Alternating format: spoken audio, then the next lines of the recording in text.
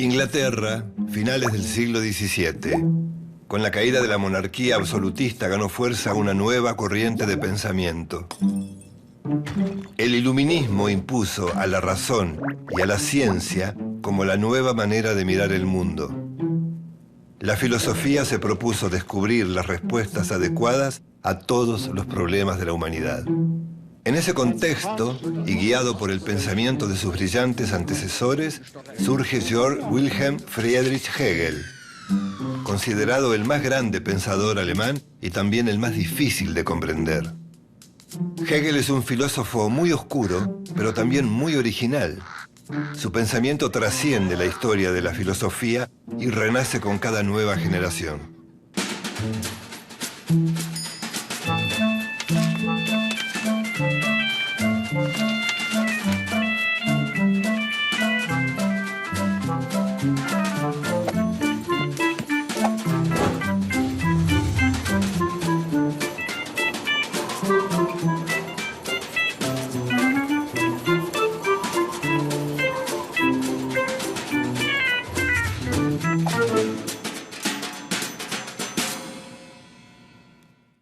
Hegel nació en agosto de 1770 en Stuttgart, en el seno de una familia de posición económica modesta.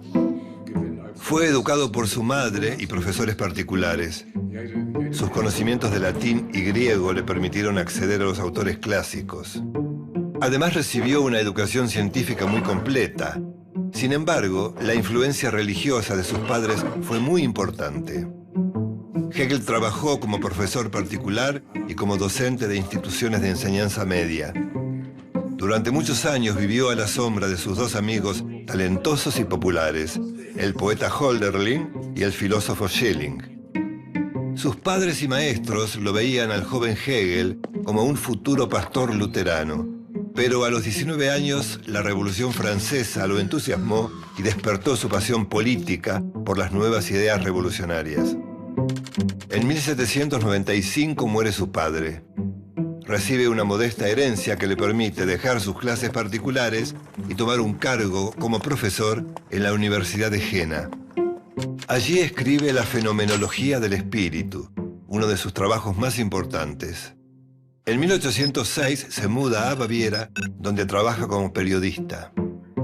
Finalmente, en el año 1818 toma un cargo docente en la Universidad de Berlín, donde permanece hasta su muerte en 1831.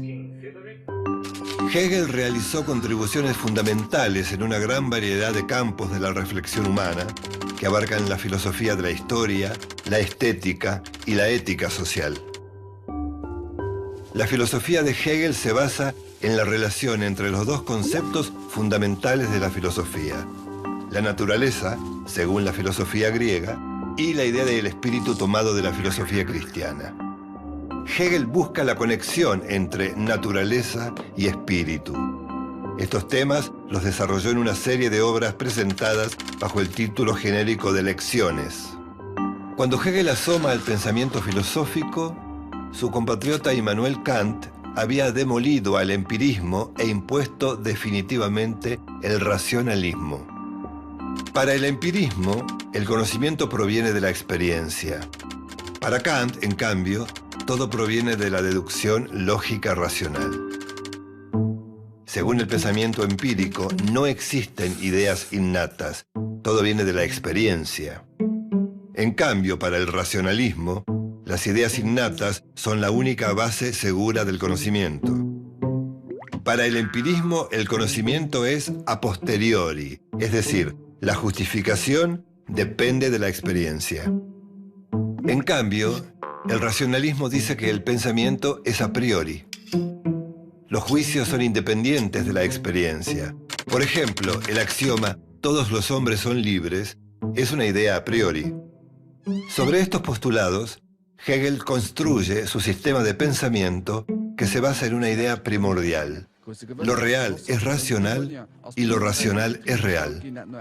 Desde Aristóteles a Kant, los filósofos habían sostenido la necesidad de separar la realidad en hechos, objetos y seres para poder estudiarla. Hegel parte de la idea de que todo es cognoscible y que todo se relaciona con todo, por lo tanto, no debe ser separado. Esta idea de lo absoluto queda expresada en su cita: la verdad es la totalidad. El sistema de pensamiento de Hegel contempla tres realidades: la naturaleza, la mente humana y el espíritu absoluto. Estas tres realidades están ligadas por un movimiento que llama la dialéctica. La dialéctica opera partiendo de una tesis, que es una afirmación. A esta se le opone un enunciado contrario, o sea, una negación. Es la antítesis. De estas proposiciones surge una conclusión, la síntesis. La realidad es dinámica, dice, por lo tanto toda afirmación conlleva una negación. Y esa negación enriquece a la afirmación, la vuelve fluida y aceptable.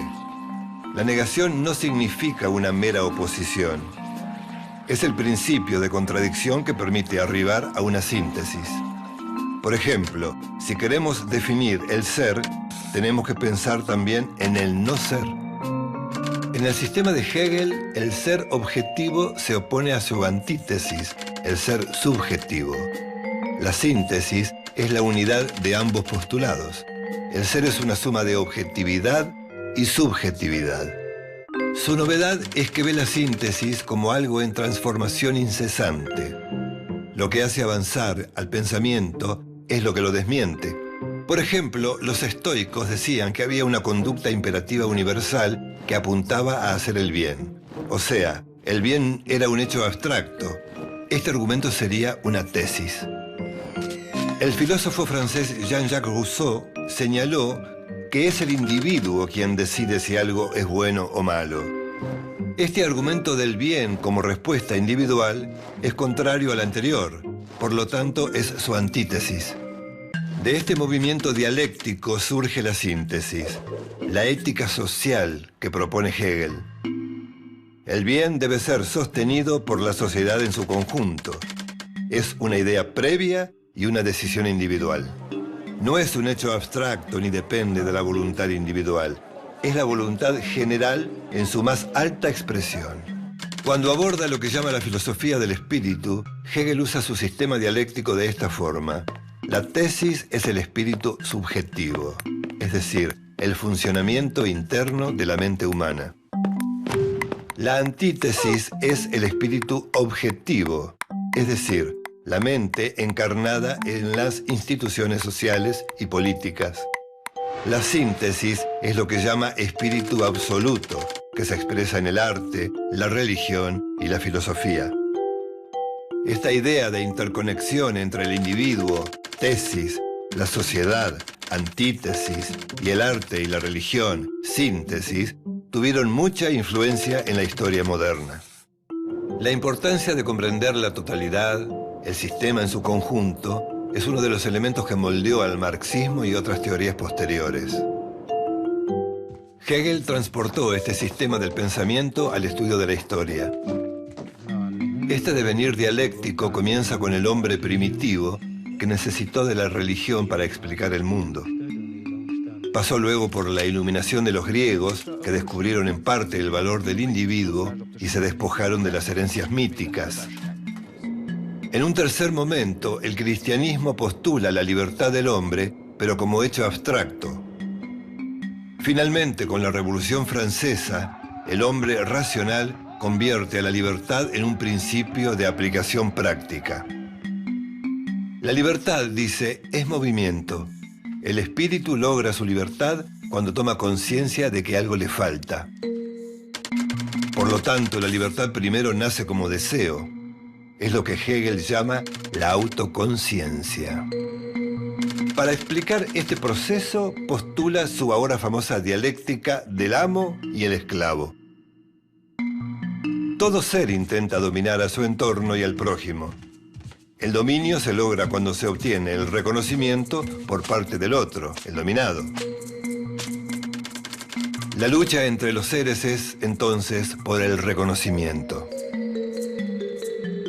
En esa oposición, el que se somete no desaparece, sino que se convierte en esclavo. En ese sometimiento pierde su limitada identidad. Pero el amo tampoco puede escapar a esa forma de dependencia. Existe el esclavo porque existe el amo. Y existe el amo porque existe el esclavo. Por eso plantea que la verdadera lucha es la lucha por el reconocimiento. El deseo, la conciencia, el miedo, la alienación y la creación del mundo son resultado de este trabajo opresivo. El mito hegeliano sigue teniendo profundas resonancias en la cultura moderna. Como se ve, Hegel pretendió elaborar un sistema que fuera la respuesta final a toda la filosofía. Por eso intentó crear un sistema completo, abarcativo y apropiado. Sus ideas influenciaron el pensamiento de derecha, centro e izquierda. La izquierda se apropió de la lectura histórica del sistema hegeliano.